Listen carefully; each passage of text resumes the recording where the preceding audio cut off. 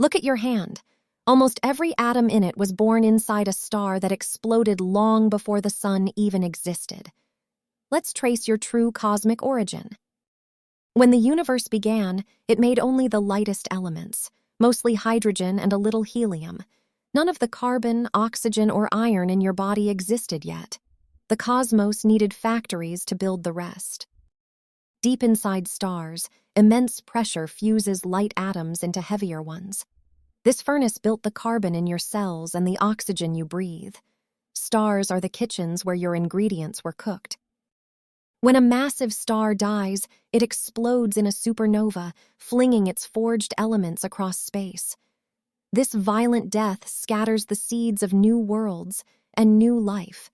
Without these blasts, those atoms would stay locked away forever.